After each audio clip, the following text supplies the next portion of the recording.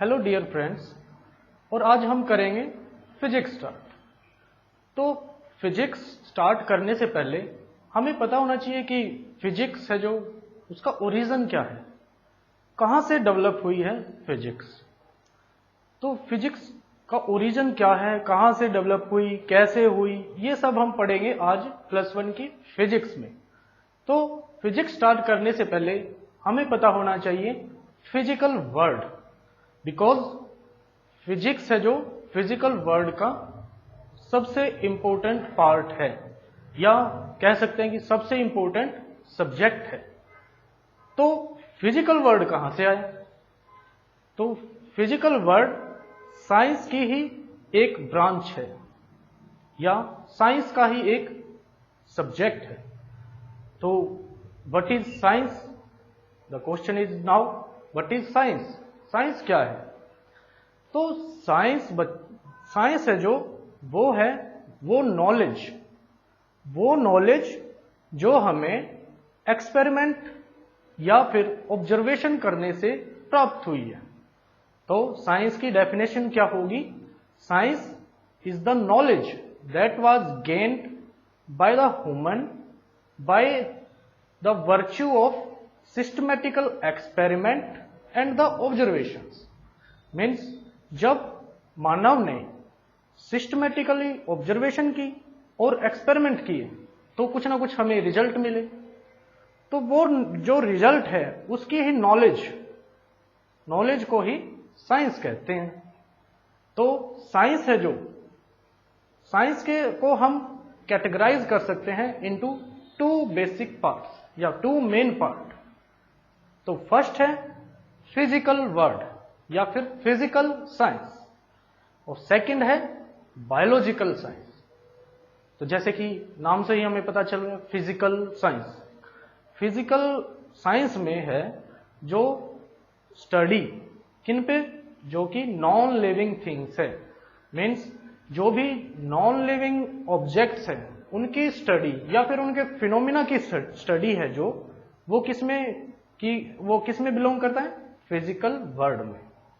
और biological science में वो सारे ऑब्जेक्ट या फिर वो सभी थिंग्स जो कि लिविंग है, तो उनके ऊपर जो स्टडी की गई या फिर उनके ऊपर जो भी स्टडी या फिनोमिना किया गया, तो वो सभी बिलोंग करते हैं किसमें? Biological science. तो आज हम करते हैं फिजिकल साइंस। पहले हम कैटेगराइज करेंगे साइंस को। साइंस है जो क्या थी? साइंस इज दैट नॉलेज, मतलब वो रिजल्ट या फिर वो नॉलेज जो कि ह्यूमन गेन्ड, जो मानव ने प्राप्त किए, कहां से? सिस्टमैटिकली ऑब्जर्वेशन करने से या फिर एक्सपेरिमेंट करने से, तो उसको बोलते हैं science.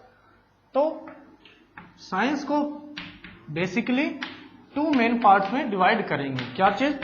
First is physical science, second biological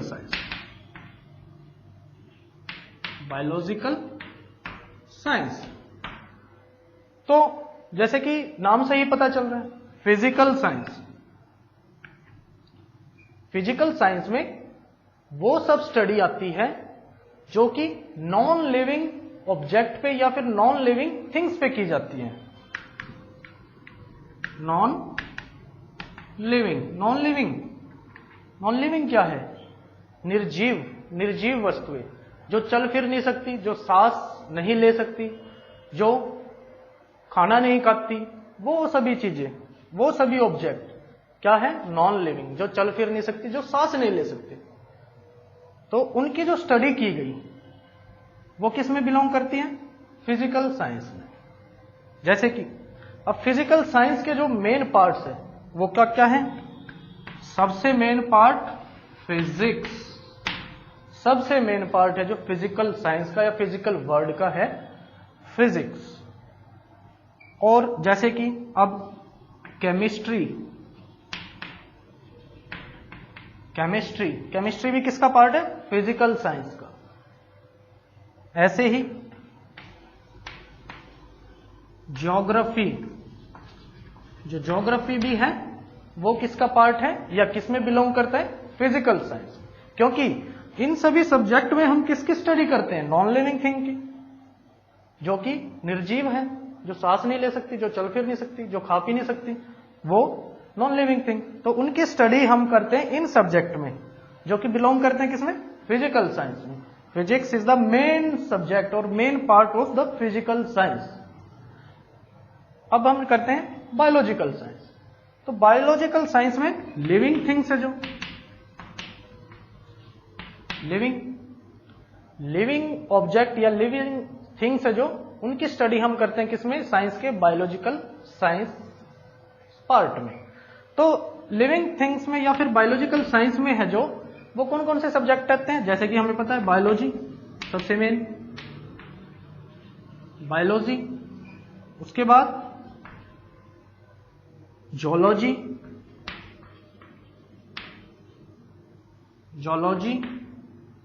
या फिर बॉटनी। तो बायोलॉजिकल साइंस में ये सभी सब्जेक्ट आते हैं, और भी है बट जो मेन है वो है ये। ऐसे ही फिजिकल साइंस में ये मेन सब्जेक्ट्स हैं। फिजिकल साइंस में फिजिक्स, केमिस्ट्री और ज्योग्राफी, जियोलॉजी और भी काफी सारे सब्जेक्ट है जो कि किसमें बिलोंग करते हैं? फिजिकल साइंस में या फिर फिजिकल वर्ल्ड में। तो जो मेन है आज हम करेंगे फिजिकल साइंस या फिजिकल वर्ल्ड। तो फिजिकल वर्ल्ड में सबसे मेन पार्ट फिजिक्स। तो आज हम स्टार्ट करेंगे फिजिक्स। तो फिजिक्स क्या है आज हम करेंगे। फिजिक्स क्या है, कहां से फिजिक्स का ओरिजिन है, फिजिक्स के रोल क्या है, फिजिक्स है जो उसके रोल क्या है, स्कोप क्या है, फिजिक्स के स्कोप क्या है, और फिजिक्स क्यों जरूरी है, और फिजिक्स है जो और सब्जेक्ट्स के साथ कैसे रिलेट करती है, ये सब हम आज पढ़ेंगे फिजिक्स में। और उसके बाद हम करेंगे फोर्स, नेचर के फोर्स, बहुत सारे फोर्स है जो, लेकिन हम फंडामेंटल फोर्स पढ़ेंगे आज। फंडामेंटल फोर्स कौन से? मौलिक फोर्स, मौलिक फोर्स भी बोलते हैं किनको? फंडामेंटल फोर्स को। तो आज अब हम स्टार्ट करते हैं फिजिकल वर्ड। तो हमें पता चला कि फिजिकल वर्ड कहां से आया? साइंस में। साइंस में जब हम नॉन लिविंग थिंग्स है जो उनकी स्टडी करते हैं तो वो किस में बिलोंग करता है? फिजिकल वर्ड में। तो फिजिकल वर्ड में मेन सब्जेक्ट फिजिक्स। तो आज हम करेंगे अब फिजिक्स। तो what is physics? Physics is a branch of science. जैसे कि अब हमने पढ़ा है अभी तक, physics is a branch of science, science की ही ब्रांच है। Which deals with the study of nature and natural phenomena. Means physics है जो वो साइंस की वो ब्रांच है जिसमें हम नेचर और नेचर से रिलेटेड फिनोमिनाज है वो सब स्टडी करते हैं। जैसे कि नेचर के फिनोमिना, जैसे कि rotation of earth, motion of earth around the sun, या मोशन ऑफ प्लेनेट, कोई भी प्लेनेट। जैसे कि हमें पता है कि सौर मंडल में बहुत सारे प्लेनेट हैं, वो क्या करते हैं? रिवॉल्विंग अराउंड द सन। तो ये सब स्टडी, और जैसे कि लॉ ऑफ फोर्स और electrical and magnetic study, light की स्टडी, स्टडी ऑफ लाइट और फिनोमिनाज ऑफ लाइट, ये सभी हम करते हैं किसमें? फिजिक्स में। यानी कि नेचुरल जो फिनोमिनाज है वो सब हम स्टडी करते हैं किसमें? फिजिक्स में। तो definition of physics is a branch of science which deals with the study of nature and natural phenomena.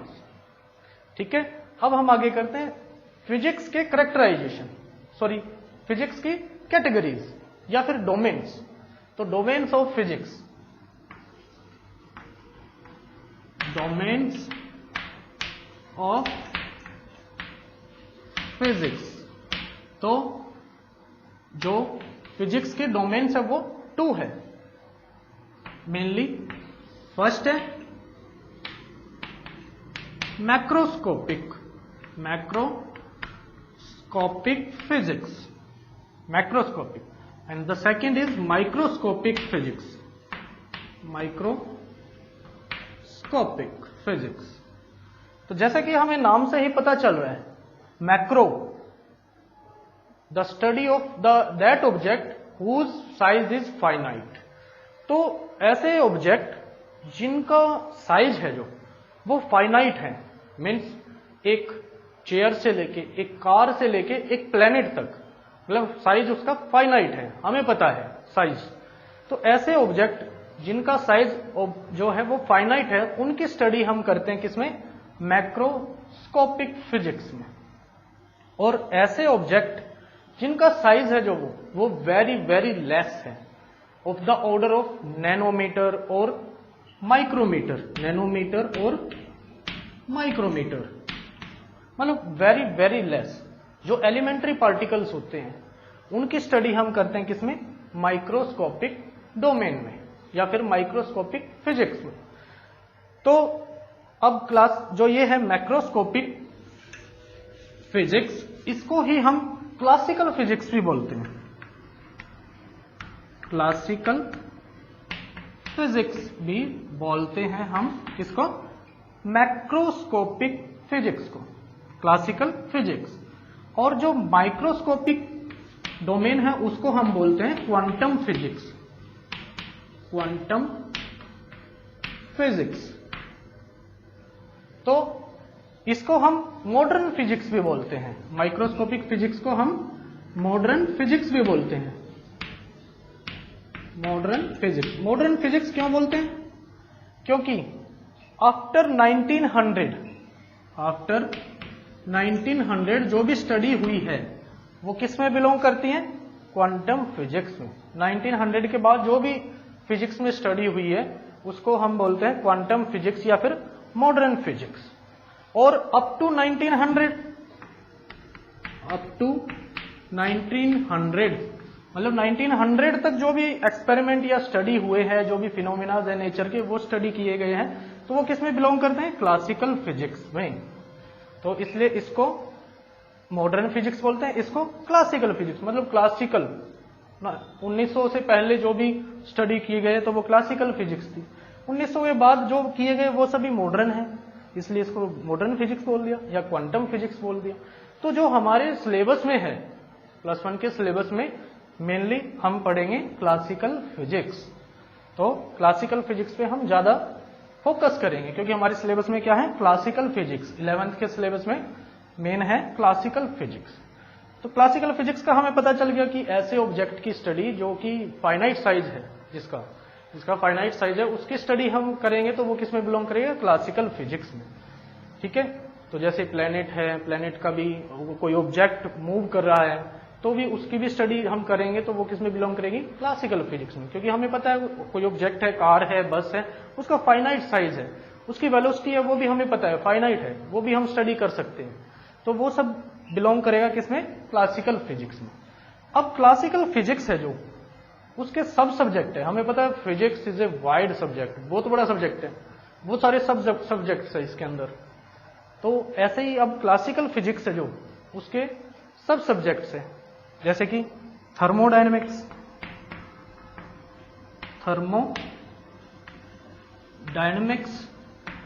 जैसे कि अब हम मेन ये पढ़ेंगे तो इसको मैं रब कर देता हूं। तो थर्मोडायनेमिक्स है जो, नाम से ही पता चल रहा है, thermo means something related to temperature, dynamics temperature का चलना या वेरिएशन। ठीक है। तो थर्मोडायनेमिक्स में हम क्या पढ़ते हैं या क्या हम स्टडी करते हैं? थर्मोडायनेमिक्स में बेसिकली एक सिस्टम को स्टडी करते हैं। वो गैसीय सिस्टम भी हो सकता है, जैसे कि गैसीय सिस्टम है, उसके ऊपर टेम्परेचर का क्या इफेक्ट पड़ता है। अब कोई सिस्टम है तो उसमें प्रेशर भी होगा, वॉल्यूम भी होगा, टेम्परेचर भी होगा। ठीक है ना। तो थर्मोडायनेमिक्स में हम उस सिस्टम की स्टडी करते हैं विद रिस्पेक्ट टू टेम्परेचर, कि टेम्परेचर का उस सिस्टम पे क्या इफेक्ट पड़ा, उसकी इंटरनल एनर्जी पे, एंट्रोपी पे, उसकी हीट कैपेसिटी पे। तो ये सब स्टडी हम करेंगे हीट से रिलेटेड, किसमें? थर्मोडायनेमिक्स में। थर्मोडायनेमिक्स इज ए सब सब्जेक्ट ऑफ क्लासिकल फिजिक्स। ऐसे ही इलेक्ट्रोडायनेमिक्स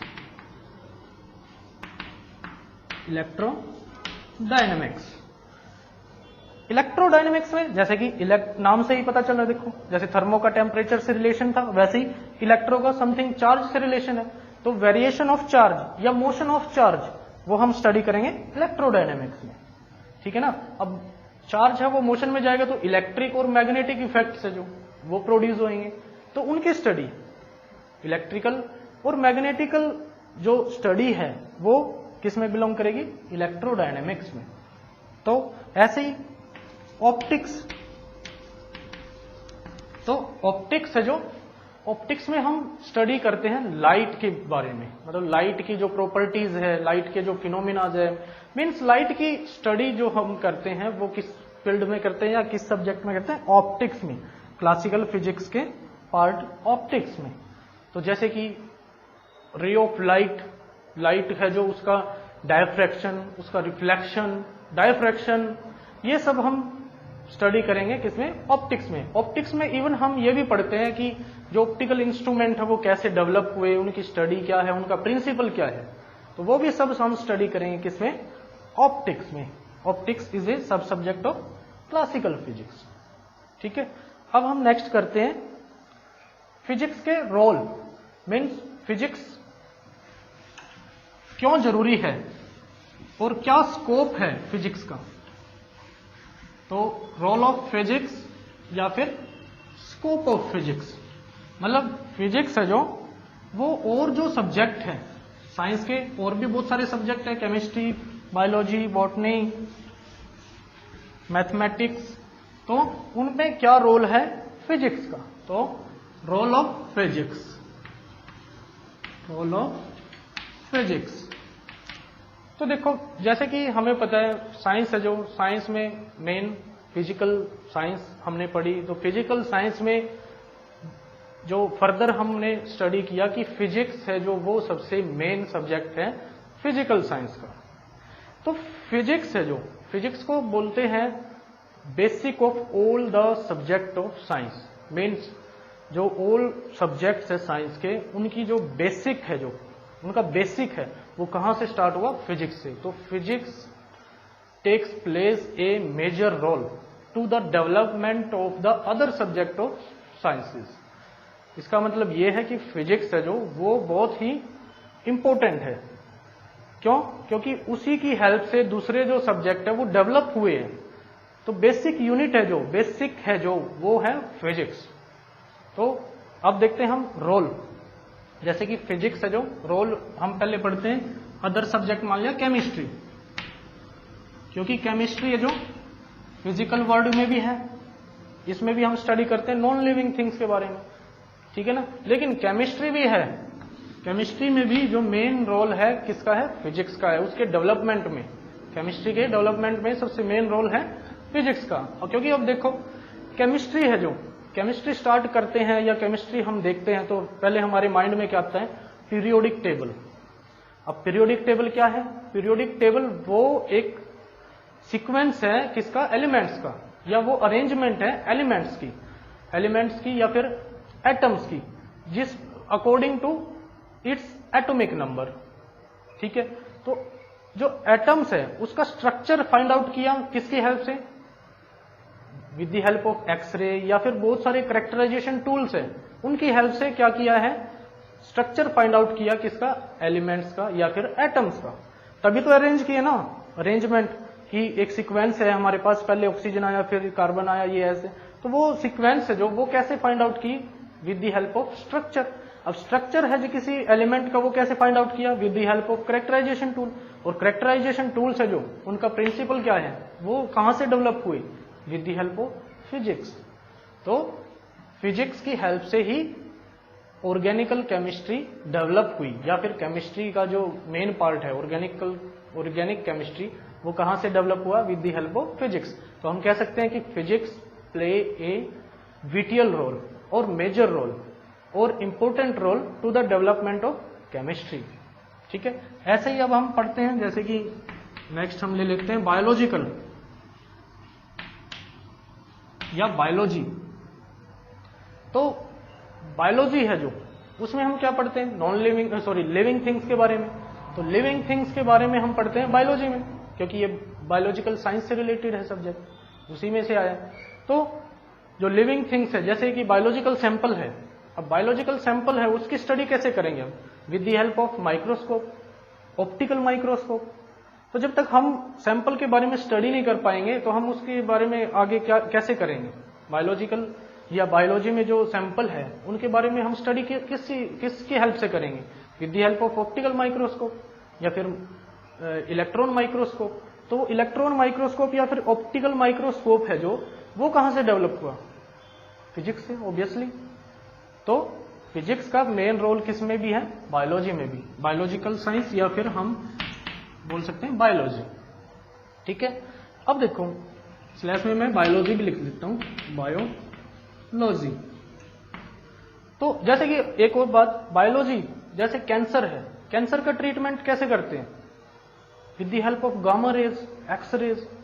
तो ट्रीटमेंट है जो कैंसर का, वो हम किसकी हेल्प से कर पाते हैं, गामा रेज। तो गामा रेज कहां से प्रोड्यूस हुई या उनका डेवलपमेंट कहां से हुआ, फिजिक्स से ऑब्वियसली। जो पहले गामा रेज स्टडी की गई किसकी, रॉन्टजन ने गामा रेज, एक्स रेज है जो ये डेवलप किए थे। तो रॉन्टजन फिजिस्ट था एक। तो फिजिक्स की हेल्प से ही बायोलॉजी है जो वो भी डेवलप हुई। तो उसकी डेवलपमेंट में फिजिक्स का भी रोल है बायोलॉजी में। ऐसे ही मैथमेटिक्स, मैथमेटिक्स है जो, मैथमेटिक्स में एज इट इज कॉन्सेप्ट है जो फिजिक्स के या थ्योरीज है फिजिक्स की, बिल्कुल एज इट इज यूज होती है। तो हम कह सकते हैं फिजिक्स का मैथ में भी एक बड़ा रोल है, मैथ के डेवलपमेंट में भी। ठीक है, तो अब हम करते हैं नेक्स्ट फोर्सेस के बारे में। तो देखो फोर्सेस पहले हम पढ़ेंगे कि फोर्स होते क्या है, फिर हम पढ़ेंगे फंडामेंटल फोर्स। तो फंडामेंटल फोर्स या फिर उनको बोलते हैं मौलिक फोर्स। मौलिक, फंडामेंटल मीन्स मौलिक, जैसे मौलिक अधिकार होते हैं ना, वैसे मौलिक फोर्स होते हैं नेचर में। तो पहले हम करेंगे व्हाट इज फोर्स। फोर्स क्या है, फोर्स बल, फोर्स को हिंदी में बोलते हैं बल। तो फोर्स है क्या, force is a kind of effort in the form of push और पुल। मीन्स किसी भी तरह से हम किसी भी तरह से पुश करें या पुल करें तो क्या होगा, हम क्या करेंगे, ऑब्जेक्ट पे फोर्स लगाएंगे। तो वो हम किस में करेंगे, जब कोई स्टॉप है, कोई बॉडी है वो रेस्ट में है, तो उसको मोशन में लाने के लिए हम क्या करेंगे, पुश करेंगे, धक्का देंगे। तो हमने धक्का दिया, दैट मीन्स हमने कुछ एफर्ट किया है। तो वो किस फॉर्म में किया, फोर्स की फॉर्म में, पुश की फॉर्म में। ऐसे कोई मूविंग बॉडी है उसको स्टॉप करना तो हम क्या करेंगे, पुल करेंगे। तो पुल भी करना क्या है, खींचना भी क्या है, एक तरह से फोर्स है, हम फोर्स लगा रहे हैं उस पर भी। तो force is a kind of effort, effort किया कुछ ना कुछ, is a kind of effort in the form of push और pull which is required to stop a body और टू मोशन में लाने के लिए किसी भी बॉडी को। तो वो हमने पुश और पुल जो किया है वो एक एफर्ट है, उसी को बोलते हैं फोर्स। तो फोर्स है जो, अब फोर्स देखो नेचर में बहुत तरह के होते हैं। अब देखो फ्रिक्शनल फोर्स है, force due to pressure, force due to spring, viscous force. तो बहुत तरह के फोर्स है इन नेचर। लेकिन आज जो हम करेंगे वो हम करेंगे फंडामेंटल फोर्स। तो there is 4 types of fundamental force. तो पहले हम फंडामेंटल मीन्स मौलिक फोर्स, फंडामेंटल फोर्स। तो there is 4 types of fundamental force in nature. First जो है वो है ग्रेविटेशनल फोर्स, ग्रेविटेशनल फोर्स। तो जो ग्रेविटेशनल फोर्स है वो क्या होता है, पहले हम ये पढ़ेंगे। तो this is a mutual force of attraction between 2 massive object. मतलब ग्रेविटेशनल फोर्स है जो वो किसी 2 ऑब्जेक्ट के बीच में अट्रैक्शन फोर्स है, म्यूचुअल अट्रैक्शन फोर्स। जितना ये ऑब्जेक्ट इस पे फोर्स लगा रहा है उतना ही इसने इसके ऊपर लगा है, मतलब म्यूचुअल फोर्स है और अट्रैक्टिव फोर्स है, हमेशा अट्रैक्शन होता है। Between the two massive object. अब मास क्या है? Mass is a material contained in object. तो किसी भी ऑब्जेक्ट को बनाने के लिए कुछ ना कुछ मटेरियल है उसके अंदर, और उसी को क्या बोलते हैं? Mass. And mass is remains constant everywhere. मतलब मास है जो यूनिवर्स में हम कहीं पे भी चले जाएं कांस्टेंट रहेगा, वो वेरी नहीं करेगा। वेट वेरी करेगा, क्योंकि ग्रेविटी का इफेक्ट किस पे पड़ता है? वेट पे। मास पे कोई इफेक्ट नहीं पड़ता, किसका? ग्रेविटी का। तो मास रिमेन्स कांस्टेंट एवरीवेयर। ठीक है। तो ग्रेविटेशनल फोर्स है जो वो दो ऑब्जेक्टों के बीच में लगता है, जब जो दो मासिव ऑब्जेक्ट है, मतलब कोई भी ऑब्जेक्ट है, मेरे और बोर्ड के बीच में भी क्या है? एक ग्रेविटेशनल फोर्स है। ठीक है ना। लेकिन ये बहुत वीक है, वीक इन नेचर, तो इसलिए हमें फील नहीं हो रहा। बोर्ड के बीच में और मेरे बीच में भी फोर्स है, क्योंकि मैं भी, मेरे अंदर भी कुछ ना कुछ मटेरियल है, मैं भी मास रखता हूं, बोर्ड भी क्या है? कंटेन कर रहा है मास। तो हम दोनों के बीच में भी फोर्स है। और यूनिवर्स में कोई भी ऑब्जेक्ट है, उनके बीच में आपस में ग्रेविटेशनल फोर्स है, जो कि मास रखते हैं। जो ऑब्जेक्ट मास रखते हैं उनके बीच में, सबके बीच में क्या है? ग्रेविटेशनल फोर्स है। जैसे कि अब अर्थ के बीच में और मेरे बीच में भी क्या है? फोर्स ऑफ अट्रैक्शन, और वो है gravitational force in the form of gravity. तो एक ऑब्जेक्ट मैं हूं m1, m2 मान लिया अर्थ है, तो ग्रेविटेशनल फोर्स। अब देखो यहां पे mass of earth is very large, तो वो डोमिनेट कर रहा है, तो हमें फील होता है कि हाँ कुछ फोर्स ऑफ अट्रैक्शन है। जो कोई लाइट मास पार्टिकल है, जैसे कि ये चौक है, चौक का वेट है जो, या मास है जो, वो वेरी लेस। ऐसे ही मेरा जो एज कंपेयर टू अर्थ कुछ भी नहीं है मास। तो जो ग्रेविटेशनल फोर्स है वो किस पे डिपेंड करता है? कितना ज्यादा, जितना ज्यादा मास उतना ही ज्यादा वो डोमिनेट करेगा, उतना ही ज्यादा मैग्नीट्यूड उसका ज्यादा हमें फील होगा ग्रेविटेशनल फोर्स का। तो जो फोर्स है ग्रेविटेशनल फोर्स, वो डायरेक्टली प्रोपोर्शनल है मास ऑफ टू ऑब्जेक्ट। मान लिया कोई एक मास है, एक ऑब्जेक्ट है जिसका मास है m1, और जो सेकंड ऑब्जेक्ट है उसका मास है m2। तो इनके बीच में फोर्स ऑफ अट्रैक्शन होगा, म्यूचुअल फोर्स ऑफ अट्रैक्शन, वो ही होगा क्या? Gravitational force. ठीक है। लेकिन वो किस पे डिपेंड करेगा? इनके प्रोडक्ट ऑफ मास पे। अब एक ऑब्जेक्ट मैं हूं, मेरा मास है कितना? 60 kg, और अर्थ का जो मास है वो है 10 टू पावर अराउंड 24 किलोग्राम। अर्थ का जो मास है काफी ज्यादा है, तो इन दोनों का प्रोडक्ट कर देंगे 60 इंटू 10⁻²⁴। तो ये जो मैग्नीट्यूड है वो बहुत ज्यादा है। तो हम एक्सपीरियंस कर सकते हैं क्या? Force of attraction due to gravitational force, जो कि होगा ग्रेविटी। ठीक है। और जो ग्रेविटेशनल फोर्स है वो फॉलो करता है इनवर्स स्क्वेयर लॉ। मीन्स जो ग्रेविटेशनल फोर्स है वो डायरेक्टली प्रोपोर्शनल है किसके? Product of two mass, and inversely proportional to the square of separation between them. अब मान लिया एक ऑब्जेक्ट ये है जिसका मास m1 है, एक ऑब्जेक्ट ये है जिसका मास है m2। तो इनके बीच में centre of first mass and centre of second mass के बीच में जो सेपरेशन है वो है r। ठीक है। तो फोर्स, जो ग्रेविटेशनल फोर्स है वो inversely proportional to square of r। तो r क्या है? Separation between the centre of the two masses. तो इसके स्क्वेयर के इनवर्सली प्रोपोर्शनल होगा क्या? Gravitational force. तो इसी को हम बोलते हैं क्या? Inverse square law. तो जो ग्रेविटेशनल फोर्स है वो फॉलो करता है क्या? Inverse square law. Inverse square law. Inverse square law है क्या? इसका मतलब ये है कि जो ये फोर्स है ना, जो ग्रेविटेशनल फोर्स है, जो वो 1/r² है। मतलब r की वैल्यू 1 से 2 करेंगे तो फोर्स है जो ग्रेविटेशनल फोर्स वो कितने टाइम्स डिक्रीज हो जाएगा? 2 करा तो r की जगह 2 रखा तो 2⁻²⁴। तो मतलब ग्रेविटेशनल फोर्स है जो वो 1/4 टाइम्स डिक्रीज हो जाएगा, क्योंकि वो इनवर्सली प्रोपोर्शनल है। तो इसी को बोलते हैं इनवर्स स्क्वेयर लॉ। ठीक है। तो जो ग्रेविटेशनल फोर्स है वो ए लॉन्ग रेंज फोर्स है।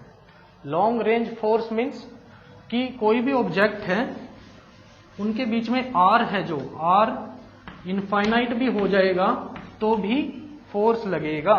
मतलब ये आर है ना जो, वो इनफाइनाइट भी कर दिया या बहुत बड़ा हमने सेपरेशन भी ले लिया, जैसे प्लैनेट्स के बीच में, अब सन और अर्थ के बीच में काफी ज्यादा दूरी है तो भी ग्रेविटेशनल फोर्स लगेगा। ठीक है, तो इसलिए इसको बोलते हैं ए लॉन्ग रेंज फोर्स। तो जो ग्रेविटेशनल फोर्स है जो, उसकी मैं प्रॉपर्टी बताता हूं कुछ। It is a long range force, long range force, ठीक है, and it follow inverse square law, inverse square law, ठीक है। It is a central force, central force मतलब वो बताया था ना, मास है जो ये इनके बीच में जो यहाँ पे सेंटर, इन दोनों के बीच में इन सेंटरों को जोड़ते हैं तो उस लाइन पे ही ये फोर्स लगेगा, इसलिए इसको बोलते हैं सेंट्रल फोर्स। ठीक है, अब नेक्स्ट हम करते हैं, सेंट्रल फोर्स हो गया, लॉन्ग रेंज फोर्स हो गया, ठीक है। और it is weakest force in nature, weakest force in nature means सबसे जो वीक फोर्स है वो कौन सा फोर्स है? Gravitational force. ठीक है, तो ये जो मेन प्रॉपर्टीज है जो ग्रेविटेशनल फोर्स की, वो मैंने यहां पे बता दी। लॉन्ग रेंज फोर्स है, इनवर्स स्क्वेयर लॉ फॉलो करता है, सेंट्रल फोर्स है और वीकेस्ट फोर्स है। और एक और बात, जो एक्सचेंज पार्टिकल है जिसकी वजह से ग्रेविटेशनल फोर्स लगता है वो है ग्रेविटॉन, ग्रेविटॉन। तो graviton is the exchange particle जिसकी वजह से ग्रेविटेशनल फोर्स लगता है। ठीक है, तो ये है ग्रेविटेशनल फोर्स। नेक्स्ट हम करते हैं सेकंड, वीक फोर्स। तो वीक फोर्स है जो, वो कहां से डेवलप हुआ? Due after beta decay. तो सेकंड जो फोर्स है वो हम करते हैं वीक फोर्स, वीक फोर्स। तो वीक फोर्स है जो, वो डेवलप हुआ आफ्टर बीटा डीके। मतलब ये देखा गया कि बीटा डीके के बाद जो एलिमेंट्री पार्टिकल्स प्रोड्यूस हुए उनके बीच में सम इंटरेक्शन विल प्रोड्यूस। तो उस इंटरेक्शन को ही क्या बोलते हैं, या वो किस वजह से प्रोड्यूस हुई? Due to weak force. तो पहले हमें पता होना चाहिए what is beta decay. Beta decay क्या है? तो beta decay is a process at which an electron is emitted after radioactivity. अब रेडियो एक्टिविटी क्या है? हमें पता है कि जो एलिमेंट्री पार्टिकल्स हैं वो स्टेबल नहीं है, नेचर में स्टेबल नहीं है। कुछ रेडियो एक्टिव एलिमेंट्स हैं जो कि नेचर में स्टेबल नहीं है। वो स्टेबल नहीं है मतलब कि कुछ टाइम के बाद वो डीके हो जाते हैं। डीके मीन्स वो टूट जाते हैं किन्हीं 2-3 पार्टिकल्स में। तो radio activity is the process by virtue of which the nucleus is split into its constituent elements. तो रेडियो एक्टिविटी है जो, जैसे कि हम एक एग्जांपल लेते हैं बीटा डीके का ही, कि जैसे नाइट्रोजन है, नाइट्रोजन कहाँ होते हैं? न्यूक्लियस में। न्यूक्लियस है जो, उसमें क्या होते हैं? Nucleons. Nucleons means nitrogen plus proton. Nitrogen भी होता है न्यूक्लियस में और प्रोटॉन भी होता है, या इनके ही कॉम्बिनेशन को ही बोलते हैं न्यूक्लियॉन्स। तो जो नाइट्रोजन है, सॉरी नाइट्रोजन है neutron, it is the nucleons is the common name of neutron and proton. Sorry, this is neutron. तो न्यूट्रॉन है जो, neutron is unstable particle.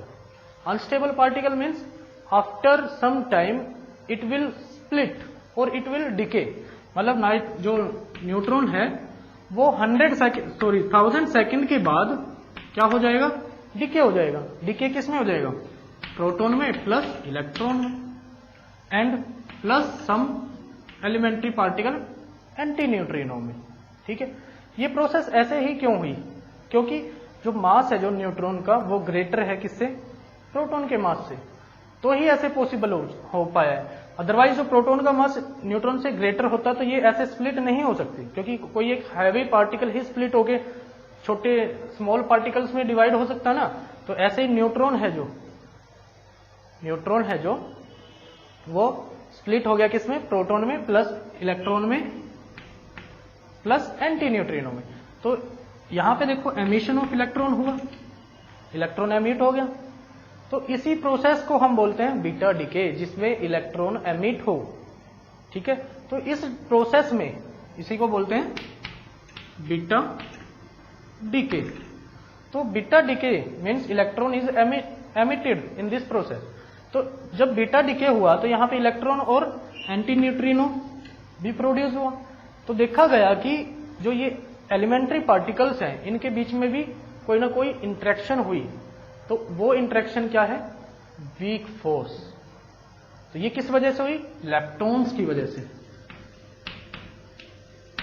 Leptons की वजह से। तो लेप्टॉन्स, जैसे कि ग्रेविटेशनल फोर्स में हमने देखा था कि एक्सचेंज पार्टिकल क्या था, ग्रेविटॉन।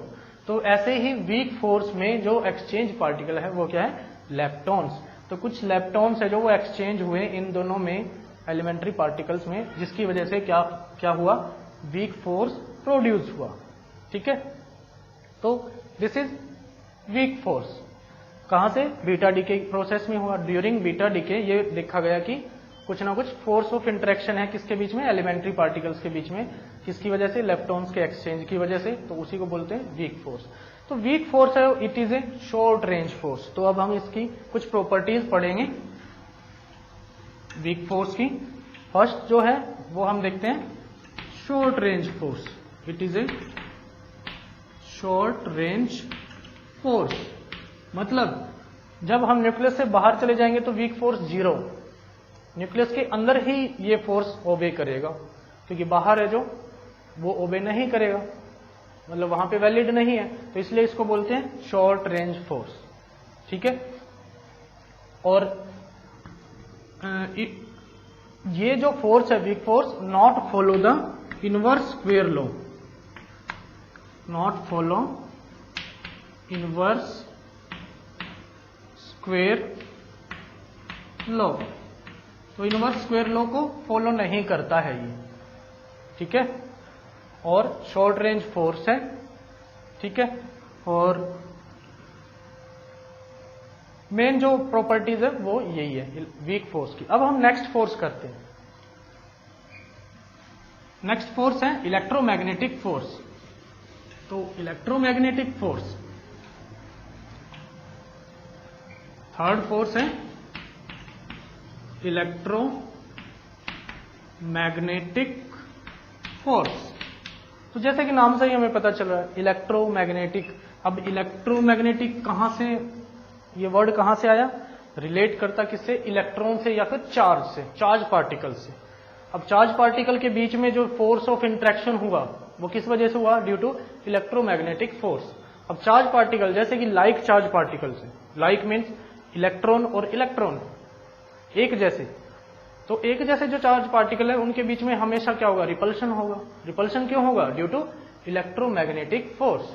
ठीक है, अब जो unlike charge particle, unlike means एक पॉजिटिव चार्ज है और एक नेगेटिव चार्ज है, एक पॉजिटिव चार्ज है एक नेगेटिव चार्ज है, तो हमेशा फोर्स ऑफ अट्रैक्शन होगा इनके बीच में। और जो लाइक चार्ज पार्टिकल, मान लिया एक इलेक्ट्रॉन है एक इलेक्ट्रॉन है, उनके बीच में हमेशा रिपल्शन होगा। ठीक है, तो unlike charge particle always attract each other, attraction होगा दोनों के बीच में। And like charge particle always repel each other या रिपल्सिव इन नेचर। तो ये किस वजह से, due to electromagnetic force.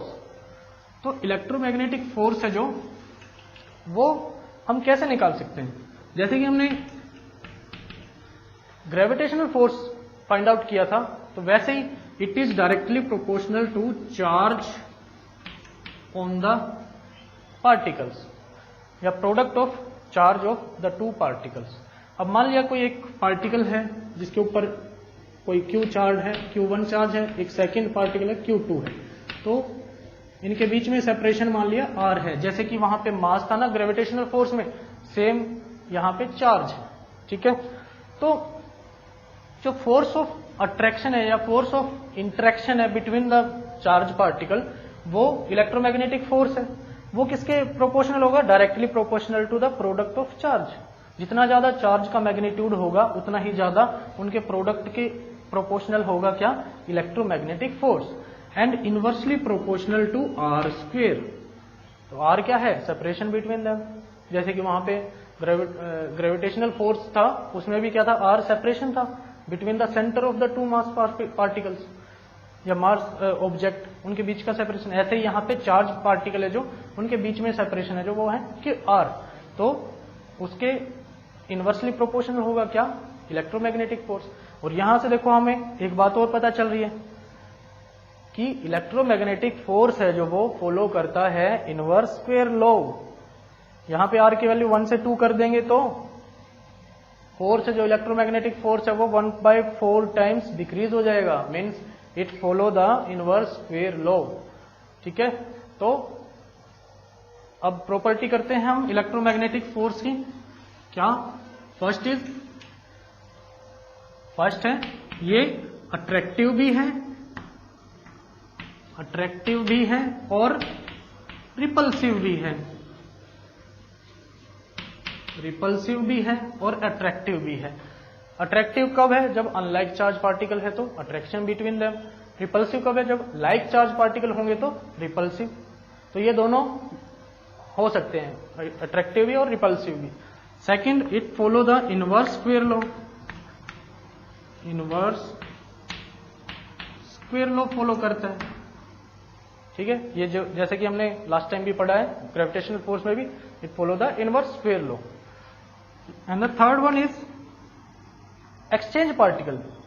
Gamma है जो या photon, photons is exchange particle. Means photons के एक्सचेंज होने पर ही ये फोर्स लगेगा। या जो गामा है, gamma is responsible for this electromagnetic force. तो इलेक्ट्रोमैग्नेटिक फोर्स किसकी वजह से हुआ? गामा फोटोन्स की वजह से। तो ये था इलेक्ट्रोमैग्नेटिक फोर्स। अब हम करते हैं next and last, strong force. Strong force, fourth and last fundamental force is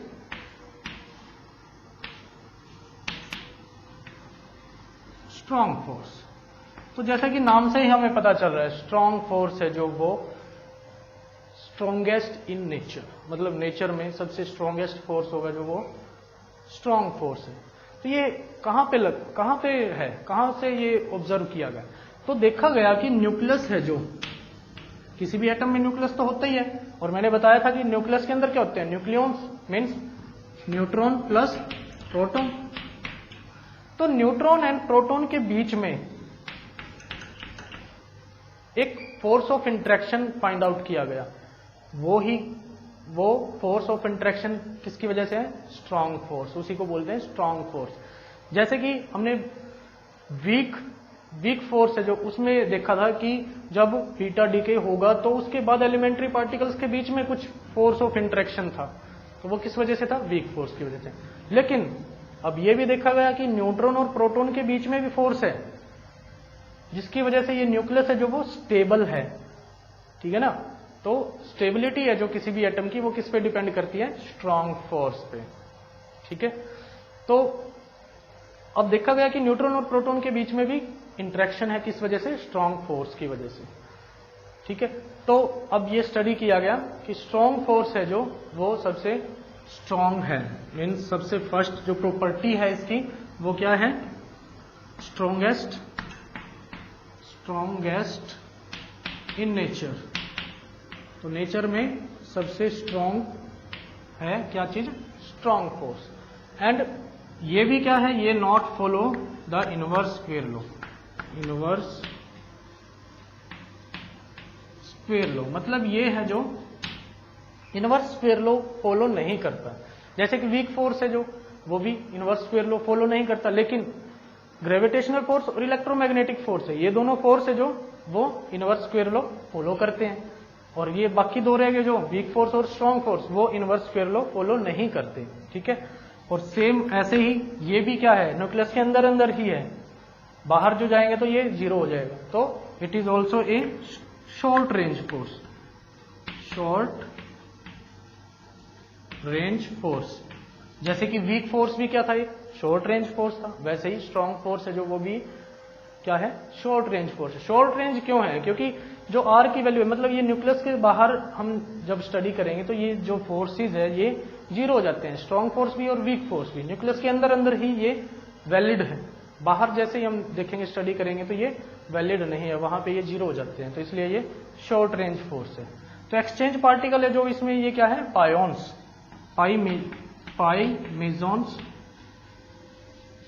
पाइमेजोन्स है जो वो है एक्सचेंज पार्टिकल। तो एक्सचेंज पार्टिकल मीन्स जो पायोन्स है या पाइमेजोन्स है उसके एक्सचेंज होने की वजह से ही ये फोर्स लगते हैं, मतलब यानी कि स्ट्रॉन्ग फोर्स है जो वो जब एक्सचेंज पार्टिकल क्या है, पायोन्स है, उनके एक्सचेंज हुआ तो ही ये प्रोड्यूस होगा क्या चीज, स्ट्रॉन्ग फोर्स। तो ये थी जो मेन 4 टाइप्स के जो नेचर के फोर्स है, फंडामेंटल फोर्स, उनकी प्रॉपर्टी। अब जो हम देखें, हम एक रेशियो बनाए कि कौन सा फोर्स सबसे स्ट्रांग है, कौन सा सबसे वीक है। तो हमें ये तो पता चल गया कि जो ग्रेविटेशनल फोर्स है वो सबसे वीक फोर्स है, सबसे वीक फोर्स है ग्रेविटेशनल फोर्स इन नेचर, और सबसे स्ट्रांग फोर्स है, हमें पता चल गया कि स्ट्रांग फोर्स है वो सबसे स्ट्रांग फोर्स है।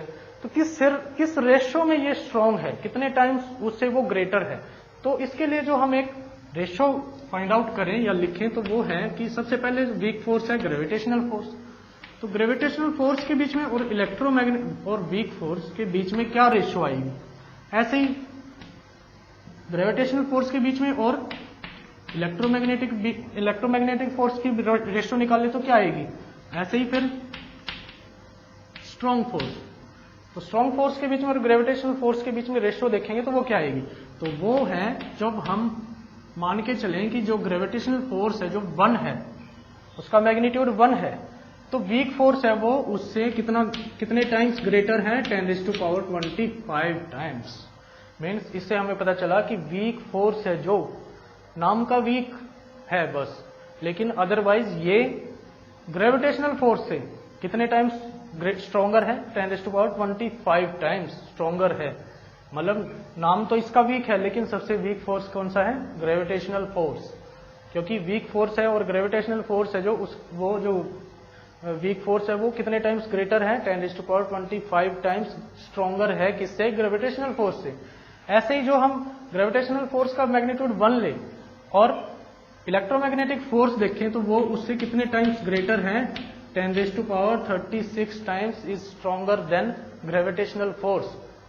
कौन सा force, electromagnetic force is 10⁻36 times stronger than gravitational force. और ऐसे ही जो लास्ट हम देखें, जो स्ट्रॉन्ग फोर्स है, जो सबसे स्ट्रॉन्ग है इन नेचर, स्ट्रॉन्ग फोर्स वो ग्रेविटेशनल फोर्स से कितने टाइम्स स्ट्रॉन्गर है, 10⁻38 times stronger than gravitational force. तो ये एक रेशियो हम फाइंड आउट कर सकते हैं या इसकी हेल्प से हम डिस्क्राइब कर सकते हैं कि कौन सा फोर्स एक दूसरे के साथ कितने टाइम्स किस रेशियो में है, ठीक है, या कितना वो स्ट्रॉन्ग है। तो आज हमने किए हैं, फर्स्ट तो हमने किया फिजिकल वर्ड, साइंस। पहले तो साइंस क्या होती है, साइंस से फिजिकल वर्ड और बायोलॉजिकल वर्ड है वो क्या होता है, कैसे रिलेट करता है और किसमें क्या होता है।